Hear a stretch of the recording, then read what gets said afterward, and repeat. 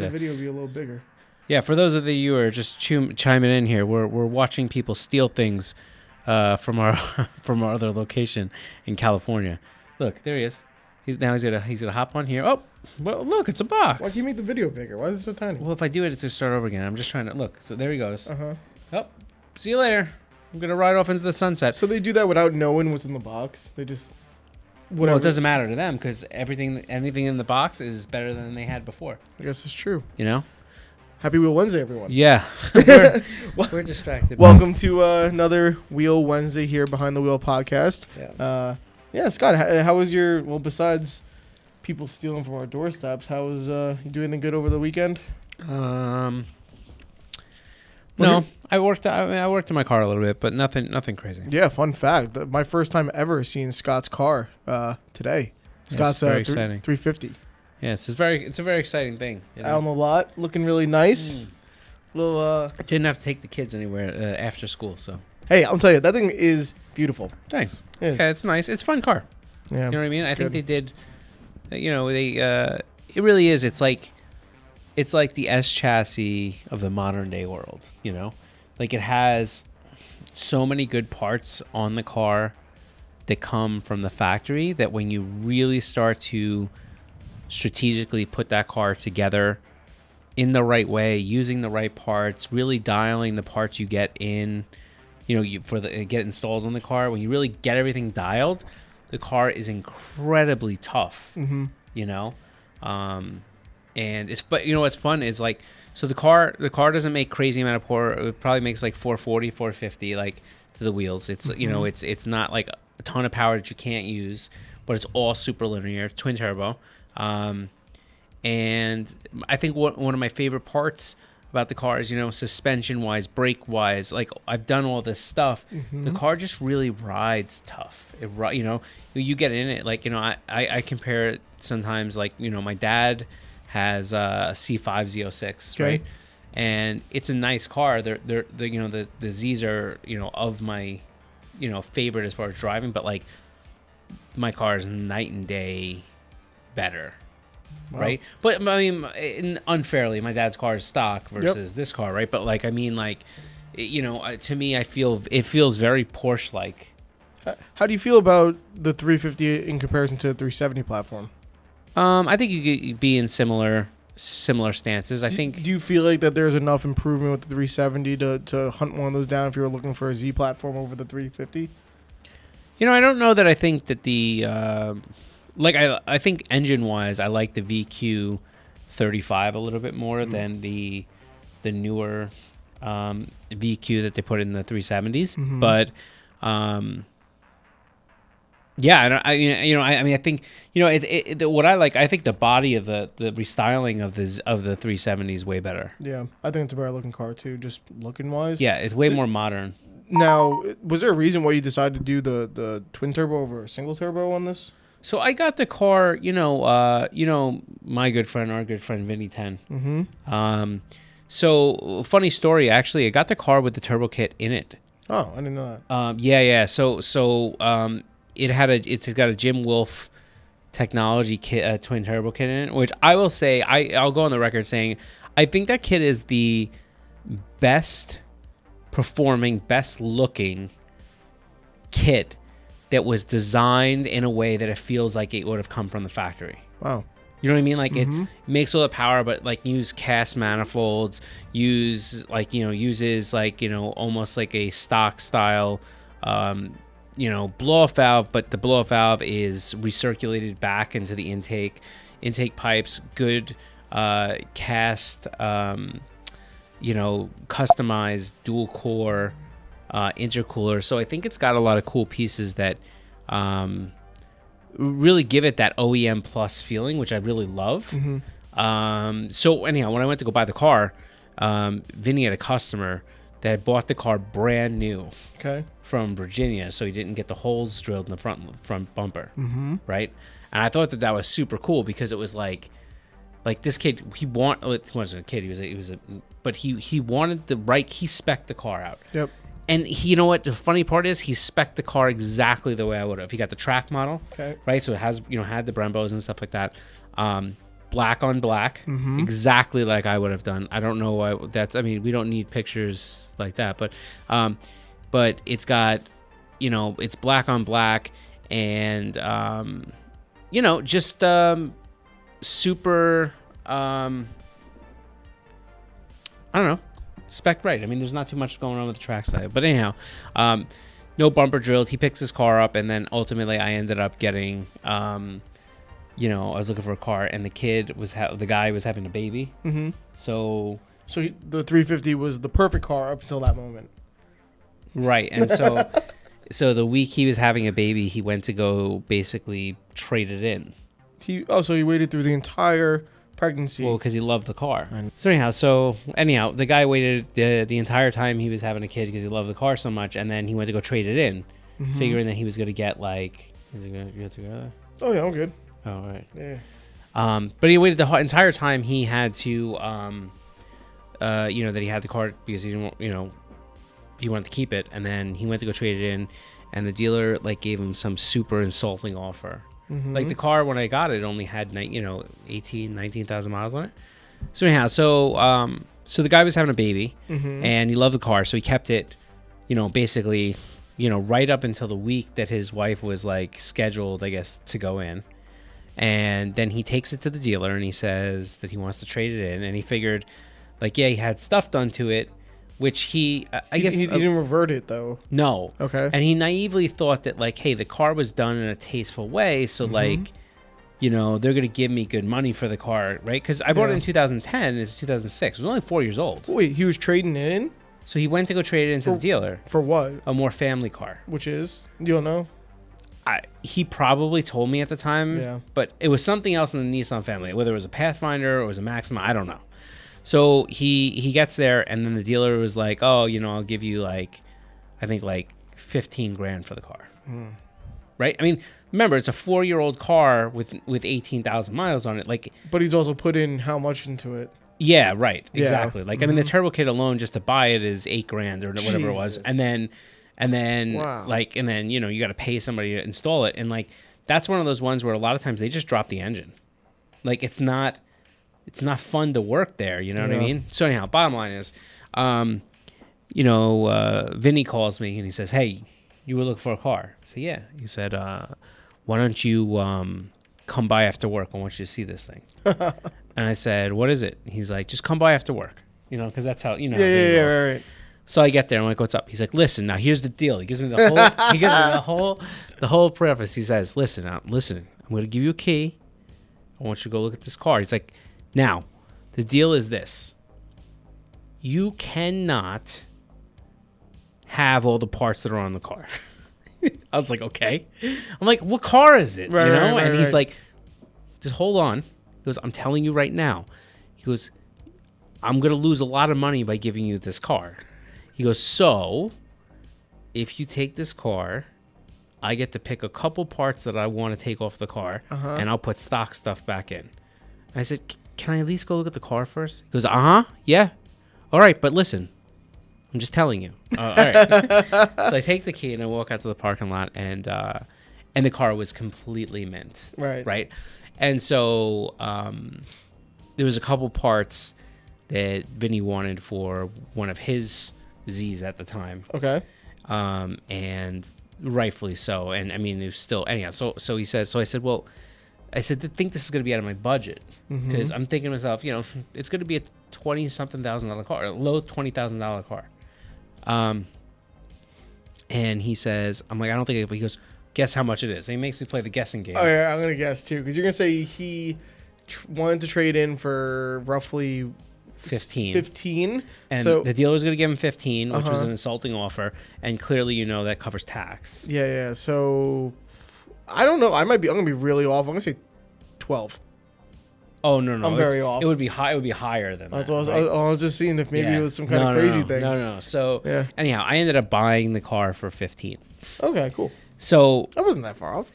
Well, I mean, look. So basically, and so the thing was, I said, so Vinny's like, oh, he's like, look, he's gonna want like 15 or something like that. And I said, I'm like, I don't. I'm not really sure. I don't know why he would want to take that, because the dealer's going to give him 15. At the very least, he'd save the tax by going the other way. And he's like, no, you don't know this guy. He's like, he like really loves this car. Like, he just wants it to go to a good home. I'm like, there's not people like that anymore. Right. You know? But so anyhow, so the guy comes down. He says, come back on Saturday. You know, he's like, would you want this car? I'm like, I think so. I'm like, it's different from everything that I'm used to. So, you know, I've never had I always had all-wheel drive turbo cars, you know? So ultimately, I meet the guy down there on a Saturday, and I said, you know, and he basically said, you know, Mr. 10 told me that you would love this car, and, you know, stuff like that. He's like, you know, are you going to do, he like almost interviewed me, you know? But ultimately he's like, oh no, you're Mr. 10 said this was Mr. 10. That's what he was a very respectful guy. You know, said you would love this car. And so ultimately, I take it, and I've had it ever since. So, but yeah, so he gave it to me for 15. I said, why? He's like, well, you know, F the dealer. They're trying to screw me. Like, he just, and so when I got the car, it did, you know, a lot of it was reverted fairly stock, you know, except he left, like, you know, obviously injectors in there, fuel pump, turbo kit was in there, which is great. And it had the body kit on it. Nice. At the time, which was great because that kit was really expensive, and then he brought it over from Japan. Like, it was, you know, and then everything else, you know, I've continuously done, but I just made the car better. It's just a really good car. So, you know, but it's scary, and like, you know, just thinking about that, like, you drive here every day. And one of the things that becomes scary for me is I feel like this morning, even driving in, especially with the traffic we have, I spent more time looking in mirrors than I did at the road. What, just out of being nervous? Yeah, because listen, every like, I know you don't commute that far. I don't. But I do.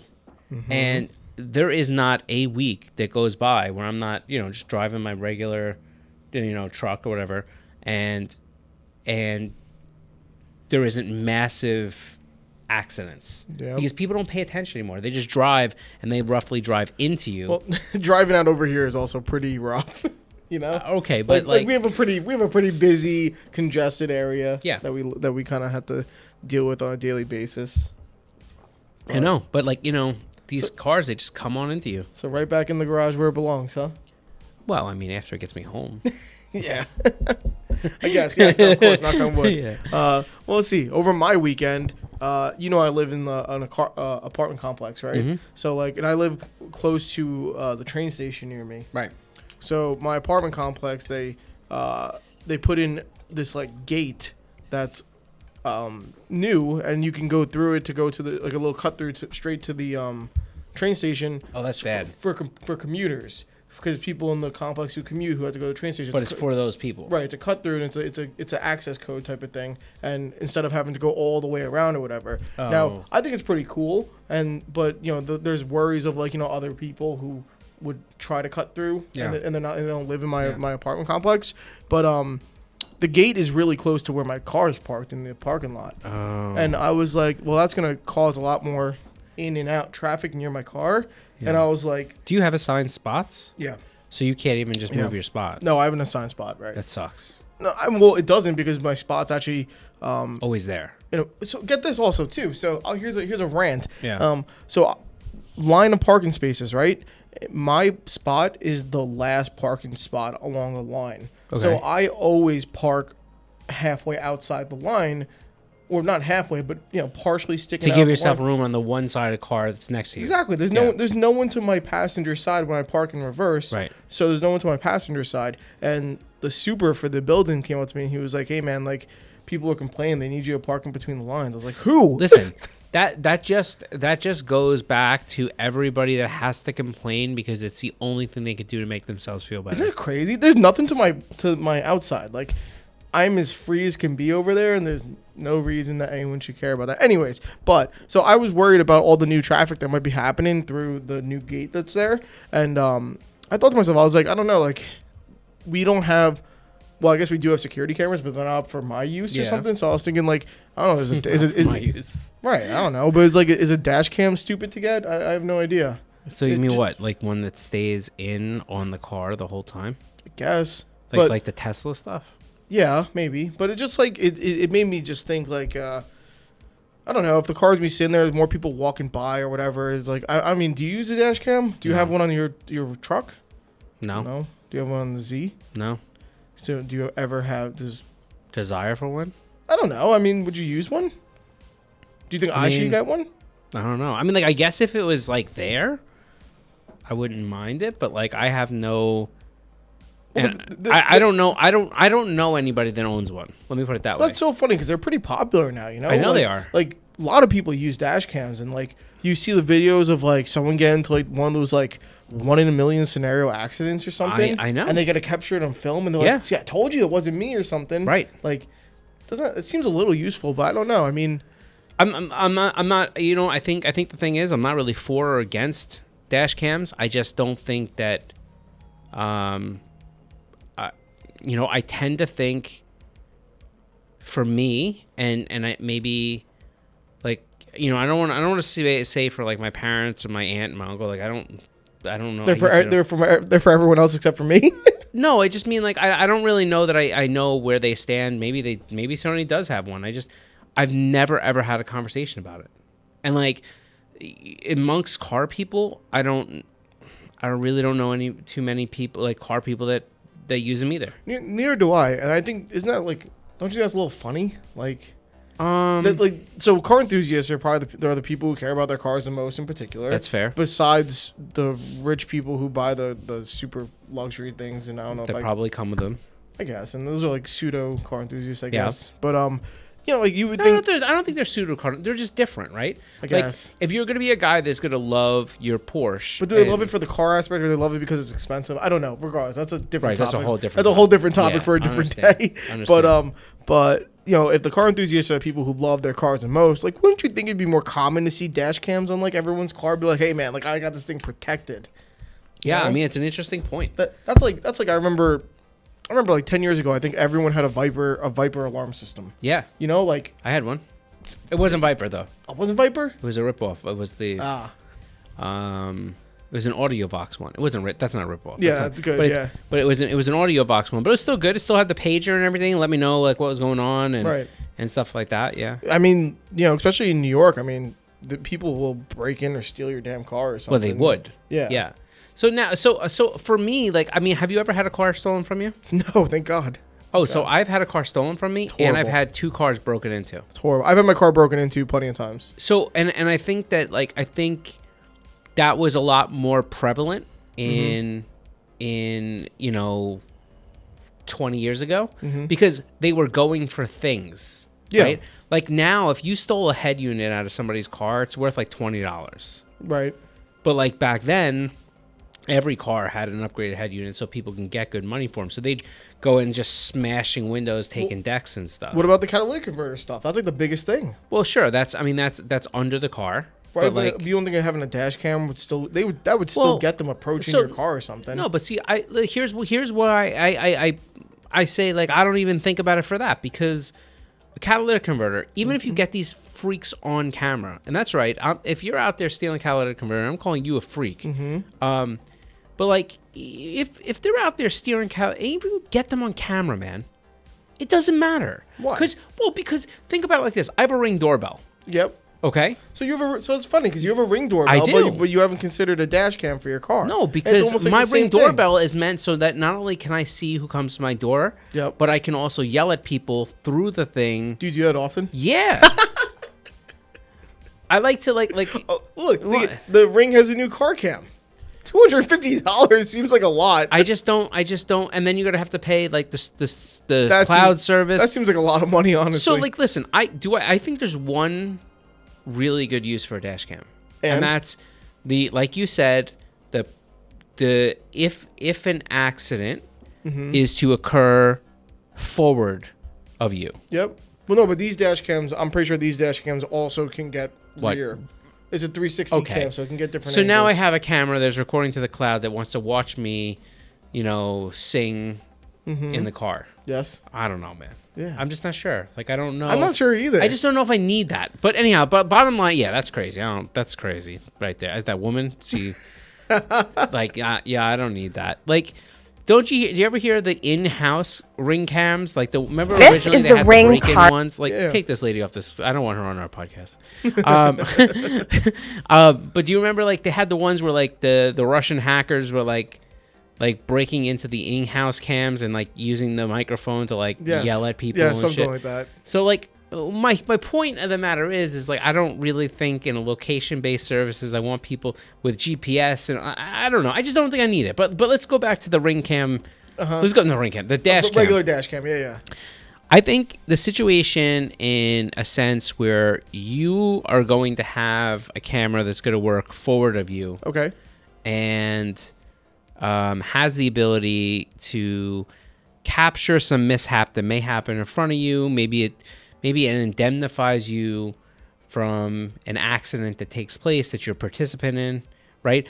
Like, do I think that there's use or value? Yes, Yep. of course. But, you know, at this juncture, I haven't ever been like, yeah, like I need to get one of these because, right? And I really don't know anybody that else that does either. Here, I'll give you this point then. So, like, in other words, like, what's like a number one thing a company, businesses or whatever wouldn't want to do is that they don't want to lose money and they want to protect their investments and stuff Yeah, like that, right? yeah. So I think that's fair to say. Right. And then so all like any commercial trucks out there or vehicles, They have 'em. they're all equipped with dash cams. Yeah. And that's because I guess the companies are trying to protect their assets. Let me ask you a question. So though. like if they're taking those steps, like shouldn't regular civilians? Do you think regular people who drive their personal vehicles? Do you think that they should also have that kind of same mindset? But let me ask you a question. So if you're a trucker, and let's say you're not a trucker that works for a company, so you own your own rig, Okay. and you own your own business Yep. essentially, and there's a lot of those. Yeah, I know a friend of mine does that. Yeah. Yep. So you have your dash cam on the thing, and then you fall asleep at the wheel, barrel into something. You're clearly at fault. You take that dash camera and smash it on the ground. Throw it in the lake. That's what I'm saying. It only works when you want it to work. All right. So you're only going to use it in the event that you are right. I guess so. So, unless you are a really, really, what's the word, like? Honest. Yeah, I don't even know if there's any of those people left anymore. Yeah, I don't know. Yeah. I don't know, man. I just think, like, I understand your point. I think the most valid point, like when you're saying about like, hey, for people that love their cars so much, enthusiasts, how come a lot of them just don't use dash cameras? Yeah. And I just think it's because, Do you think they look stupid? I mean, maybe. Do you think they do though? Like, do you think they're unsightly? Or is it just I don't really hassle? know that I've given it enough thought, but I will say this, like, you know, do you ever use? Let me ask you this. I'm gonna answer. For the record, I don't have a dash cam. I'm gonna answer your question with a question. Great. All right, that's how I do it. Are you ever driving like on the expressway or wherever, and you look next to you, and you see a guy dressed in a nice sport coat or something, or in decent clothes? In New York? No. Come Hold on. on, stop, listen. And like decent clothes, and you look over and you're like, I bet you he's a car service, and then you look and you're like, oh, he's got a dash cam. I do that all the time. I don't think I do. Do you know why I do that all the time though? Why? Because I take a lot of Ubers. Okay. I think I've been programmed by being in, because all these cars have dash cams, like you said, that record the inside and the outside. Mm-hmm. And I think I've just gotten used to it being like, oh, he's an Uber. Oh, he's an Uber. Well, Like, I think the Uber drivers have to worry about being like attacked and stuff. yeah. Yeah, they Have gotta you ever worry. seen some of these videos? It's crazy. It's crazy. Oh, now, let me put it this way. Mm-hmm. If I drove Uber, Oh, if I drove Uber, I would have like 3 of them. Right, I'd have a 360 cam on my head. You know what I'm saying? Yeah. Well, Plus a there's life vest or Yeah. something. But I also would have one of the cages that the police use across the back seat. Yeah. And then I would Oh, make taxi. The taxi thing. yeah, but I would also say, like, you know how people get in and you're like, please, put your seatbelt on? I would be like, can you put your seatbelt on, and also here, put this collar on. And it would be like a shock collar. So like if you wanted to play that game, I would, lace into that button. Yeah.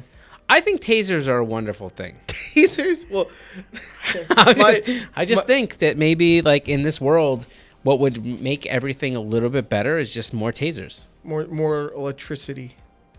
I mean, look, it's not the spark I'm worried about putting back into things. It's the mess with your stuff, get a juice. Get zapped. Yeah.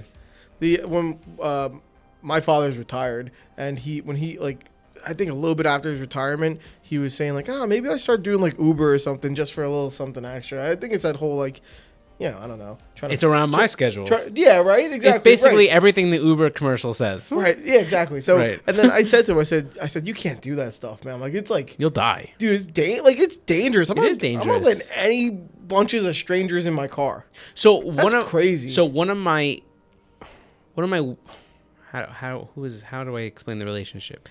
Somebody that's related to me by marriage. Mm-hmm. That's the way to do it. They drive in-laws. Uber. Not in-laws? Okay, let's just leave it at that. We could drop it. Yeah. So they drive Uber and Lyft. They do both. And, and I remember having like a pretty because I thought it was a very interesting topic. Mm-hmm. We've had really good conversations about it. And what's interesting to me is I said, so like, do you ever feel threatened? And he's like, not really. He's like, I will be honest. He was like, I used to do more of like working like the Thursday, Friday, Saturday nights.